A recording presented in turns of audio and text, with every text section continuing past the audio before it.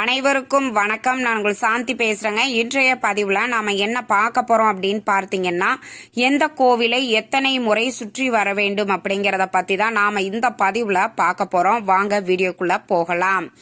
நாம நிறைய கோவில்களுக்கு போவோம், நிறைய தெய்வங்களை நாம வழிபாடு செய்வோம். ஆனா முறையாக எத்தனை முறை வலம் வந்து நாம சுவாமியை வழிபாடு செய்ய வேண்டும் அப்படிங்கறதுல நிறைய பேருக்கு சந்தேகம் இருக்கும். அந்த சந்தேகத்திற்கை தீர்ப்பதற்கே இந்த பதிவு. இப்போ நாம முருகன் கோவிலுக்கு போவோம், பெருமாள் கோவிலுக்கு போவோம், சிவன் கோவிலுக்கு போவோம். ஆனா அங்க சென்று நாம வழிபாடு செஞ்சுட்டு நாம எத்தனை முறை வலம் வரணும் அப்படின்னு பார்த்தீங்கன்னா, பொதுவா எல்லாருமே என்ன பண்ணுவாங்க, ஒரு 3 முறை எல்லா தெய்வங்களுக்குமே ஒரு 3 முறை வலம் வந்துட்டு வழிபாடு செஞ்சுட்டு வருவாங்க. ஆனா அப்படி செய்யக்கூடாது.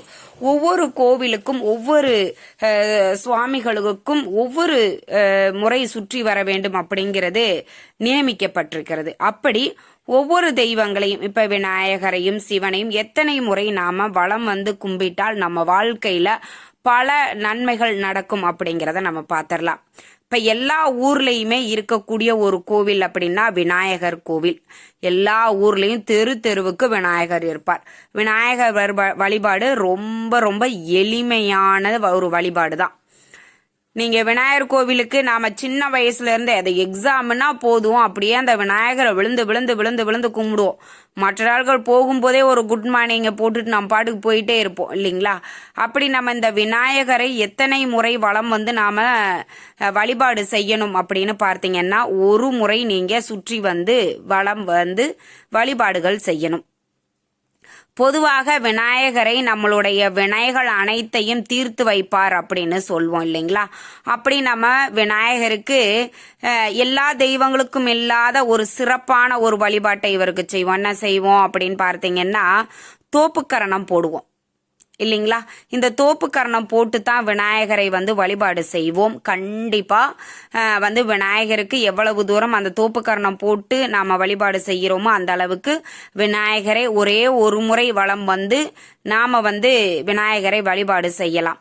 ஏன் இந்த ஒரு முறை வழிபாடு செய்யக்கூடிய பழக்கம் வந்துச்சு அப்படின்னா, இது எல்லாருக்கும் தெரிந்த ஒரு கதை தான். திருவிளையாடல்ல நம்மளுக்கு பார்த்தீங்கன்னா, விநாயகருக்கும் முருகப்பெருமானுக்கும் ஒரு போட்டி வச்சிருப்பாங்க.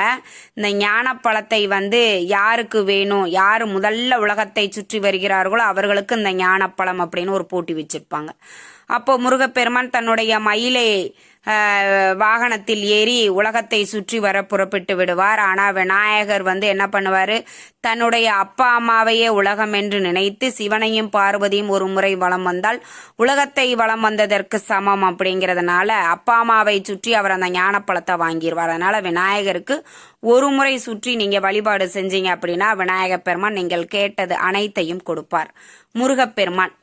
முருகப்பெருமானை 6 முறை வலம் வர வேண்டும். ஏன்னா சிவன் தன்னுடைய நெற்றி கண்ணிலிருந்து பிறப்பித்தவர் தான் முருகப்பெருமான்.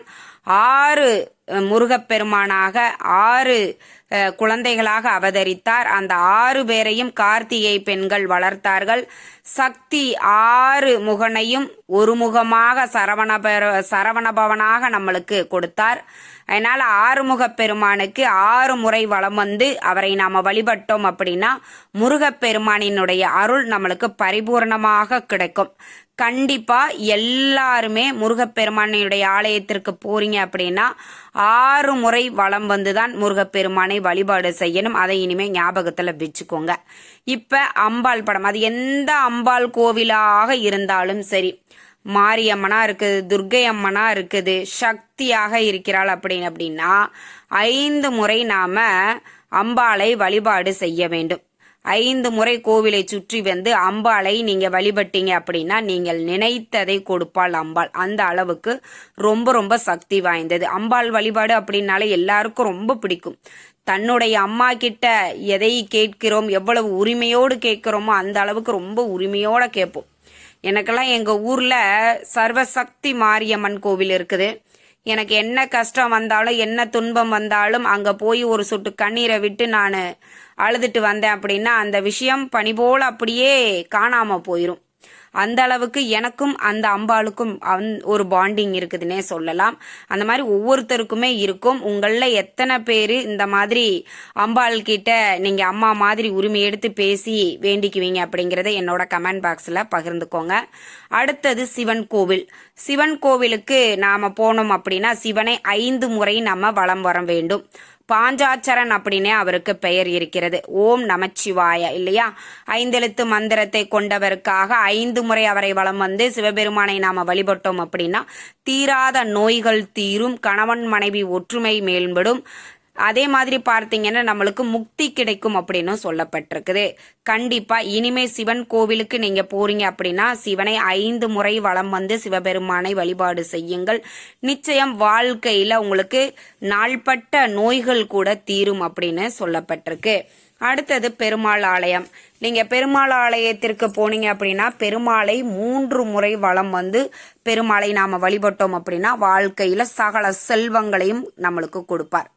ஏன்னா பெருமாள் கோவிலை நாம வழிபாடு செய்கிறதே என்னத்துக்கு, பெருமாள் எந்த அளவுக்கு ரொம்ப ஆடம்பரமா பணக்காரரா இருக்காரோ அதே மாதிரி நம்மளும் வாழ்க்கையில பணங்காசோட இருக்கணும் அப்படிங்கிறதுக்காக நாம எல்லாரும் பெருமாளை வழிபாடு செய்வோம். அப்படி பெருமாளை நாம வழிபாடு செய்யும் பொழுது அவரை 3 முறை வலம் வந்து பெருமாளை நாம வழிபாடு செய்ய வேண்டும். எல்லா கோவில்லையும் சொல்லுவாங்க சாமி கும்பிட்டுட்டு உட்காராம போகக்கூடாது, கொஞ்ச நேரம் உட்கார்ந்துட்டு போங்க அப்படின்னு.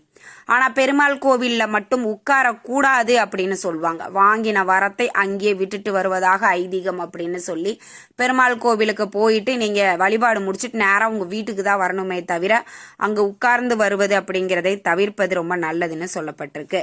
அடுத்தது நவகிரகம். எந்த நவகிரகத்தை நீங்க வழிபட்டாலும் 9 முறை நாம நவகிரகத்தை வழிபாடு செய்ய வேண்டும். 9 முறை வலம் வந்து நாம வழிபாடு செய்யணும். அதை நல்ல ஞாபகத்துல வச்சுக்கோங்க. நிறைய பேர் என்ன பண்ணுவாங்க, ஒரே ஒரு முறை சுத்திட்டு அப்படியே போயிடுவாங்க. அப்படி கிடையாது. நீங்க சனிக்கிழமையில மட்டும்தான் ஒரு சில கோவில்கள்ல நான் பார்த்திருக்கேன்.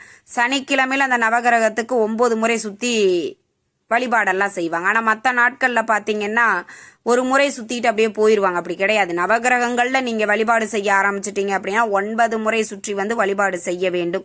அப்ப கிரகங்களினால் ஏற்படக்கூடிய பிரச்சனைகள் பாதிப்புகளிலிருந்து நிவர்த்தி கிடைக்கும் அப்படின்னு சொல்லப்பட்டிருக்கு. ஏன்னா இந்த நவகிரகங்களின் அடிப்படையில தான் நம்ம ஜாதகம் இருக்கு. அந்த ஜாதகத்தின் அடிப்படையில தான் நம்ம வாழ்க்கையில நன்மை தீமை அப்படிங்கிறது நடக்கும். அது எல்லாமே இந்த நவகிரகங்களினுடைய கைகள்ல தான் இருக்குது. இந்த கிரகங்களினுடைய சேர்க்கையினால மட்டும்தான் நம்ம வாழ்க்கையில நன்மை தீமை அப்படிங்கிறது நடக்கும். கண்டிப்பா எல்லாருமே வழிபாட செய்வது அப்படின்றது இந்த நவகிரகம் 9 முறை சுற்றி வந்து இந்த நவகிரகத்தை வந்து நாம வழிபாடுகள் செய்யணும். இது பெரும்பாலும் எல்லாருக்கும் தெரிஞ்சிருக்கலாம். தெரியாதவர்களுக்காக இந்த ஒரு சின்ன தகவல்.